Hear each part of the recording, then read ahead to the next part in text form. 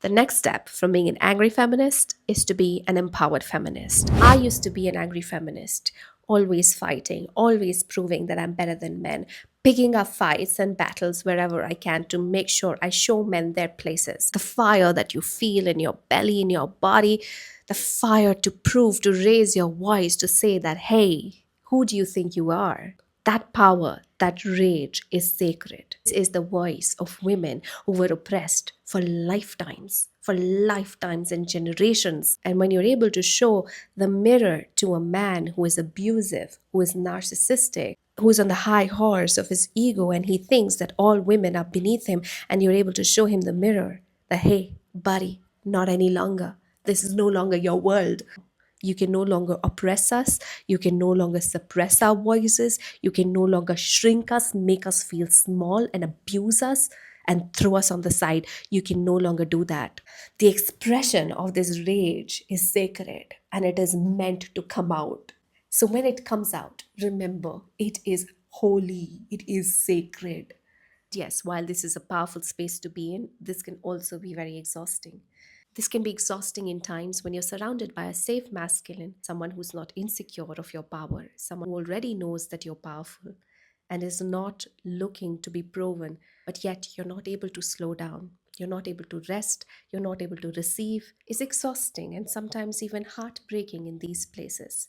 It can also be coming from a place of trauma where we were hurt before, and because of that hurt, we're no longer able to place our trust in the arms of another man, and therefore we're not able to truly be ourselves, truly feel safe enough to move into a space of creation, nurturing. It is exhausting and traumatic in places where the fight never ends. We're always fighting. We're always in survival. We're not truly tuning into our feminine energies and allowing the Shakti within us to rise, to nurture, to create, to intuit, to receive. And in those times, we lose out on something very precious, which is our true power, our Shakti, which is what makes us so, so powerful. And when we're disconnected with that power, when we're disconnected with our true feminine essence, we continue to stay in survival and we're not able to truly create our highest destiny. So I'm not saying being an angry feminist is wrong. It is beautiful, it is amazing and much needed. The next phase of transformation is to be in the space of empowerment, to be empowered. And empowerment is a privilege. I understand today I sit on a seat of privilege because this empowerment has come to me because my mom has fought many battles already. She has been an angry feminist through her life. She's broken through multiple patriarchal norms, always spoken her truth, raised her voice, put across her opinions, never shied away. She has always been in her power, financially independent, a serial entrepreneur, someone who's not taken from the society and done whatever she wanted to. When most mothers were wearing traditional clothes, she always chose to wear the clothes she loved. She wore the most amazing and beautiful clothes that made her stand out. She was not afraid to stand out. She was not afraid to be herself. And because she's fought those battles, she's been that angry feminist today, I can choose to be an empowered feminist. And because she's been an angry feminist, I can choose to slow down, to soften, to receive, to nurture myself, to take care of myself. Because most survival battles are already fought by her. And therefore, I can choose to thrive.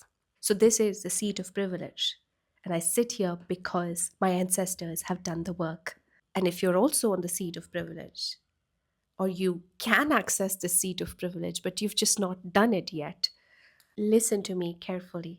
The number one thing that you need to do to move into a space of empowerment, to be an empowered feminist, the one who's able to choose her battles, where you constantly don't have to be in fight and flight, where you no longer have to leak your energies fighting with men who don't and will never honor your presence, where you no longer have to prove that you're powerful because you already know you are. Got to first understand that this is a place where nobody else has access to your desires, which means that if today I desire to experience massive financial expansion, then I am the leader of it, then I am in control of it. I've got to plan it, I've got to intend it, I've got to prepare for it, which means that I am not dependent on another person for my desires. Nobody else controls what I can or cannot desire in my life. I can have a relationship of interdependence. I can have a relationship where together as partners we come together to make certain decisions, but I'm not fully dependent on anyone else but myself. To be in a state of empowerment means to not only be financially independent, but also physically, emotionally, mentally independent. We all know the importance of financial independence, but we also got to understand the importance of emotional independence. A lot of women go back to men who don't treat them right, who they are misaligned with, just because they feel they will not be able to survive their emotions on their own. So they keep going back for someone to fill their emotional container who's not capable to fill their emotional container, but they still keep craving because they're not emotionally independent. They don't believe in themselves enough to be able to handle their own emotions. Similarly, mental dependence is when you have certain thoughts and you always need someone else to validate your decisions. You always need someone else to validate whether what you're thinking is right or wrong. That is mental dependence. And the greatest sign of physical dependence is when your greatest fear is, what if I die alone? What if there's no one around me and I die alone? And there's nobody when I grow old and I have to live all alone? The fear of being alone or living alone is controlling you and keeping you dependent in circumstances and situations. And all of this dependence is controlling your desires. And when your desires are controlled, you're not able to fully blossom as a feminine. To be in a state of empowerment, you got to have the freedom to desire, and you got to have the power within you to accomplish and to go after or to move towards, or even better, to magnetize, to attract those desires into your reality. When you feel powerful, when you feel magnetic, you'll be able to instantly attract the life that you desire.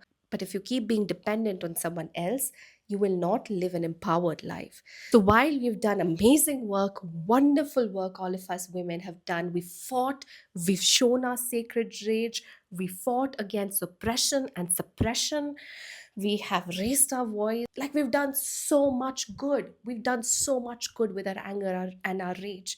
The next step of evolution, the next part of revolution is to move in a state of deep empowerment.